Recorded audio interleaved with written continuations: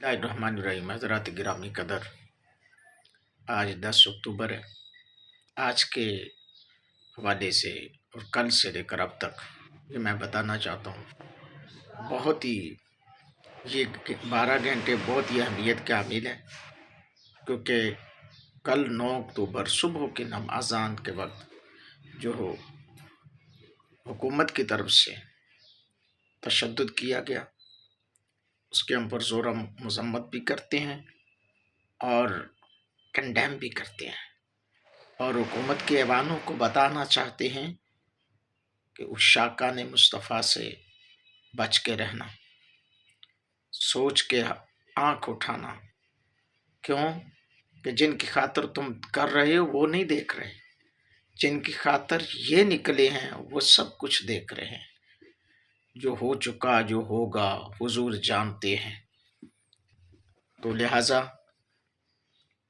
जो सूरत हाल खड़ी की गई, इधर शाकान मुस्तफ़ा का मकसद क्या था? अर्ज़ मुक़द्दस के साथ इज़हार यकजहती और इज़हार मोहब्बत का। लेकिन आज की इस दौर की हुकूमत ने ये साबित किया कि अर्ज़ मुक़द्दस के लिए जो आवाज़ उठाओगे हम तुम्हारी आवाज़ दबा देंगे, तो ऐसा कभी नहीं होगा। ये आवाज़ दबने वाली नहीं है। अर्ज़ मुक़द्दस के लिए आवाज़ उठेगी, उठ रही है और इंशाअल्लाह उठती रहेगी।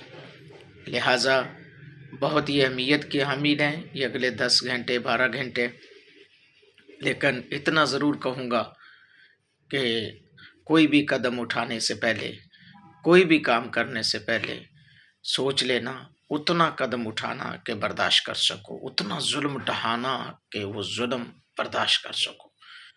वरना सोच लो जो कुछ माजी करीब में हुआ है वो भी आपके सामने है, क्योंकि जिनकी खातिर तुम कर रहे हो वो नहीं देखते। ये हुकूमतें आने जाने वाली चीज़ें हैं, लेकिन जिनकी खातिर निकले हैं, जिनकी नामूस की बात करने वाले, नामूस मुस्तफ़ा की बात करने वाले, रसूल अल्लाह सल्लल्लाहु अलैहि वसल्लम के दीन की बात करने वाले, जिस काम के लिए निकले हैं, जो इनका मकसद है, मेरे आका अलैहिस्सलाम अपने हर आशिक को जानते भी हैं, देख भी रहे हैं और उनकी मदद भी करते हैं। अल्लाह ताला मेरे मुल्क पाकिस्तान की खैर फरमाए, मुल्क पाकिस्तान को अंदरूनी बैरूनी ख़तरात से महफूज फरमाए। आमीन सुम्मा आमीन।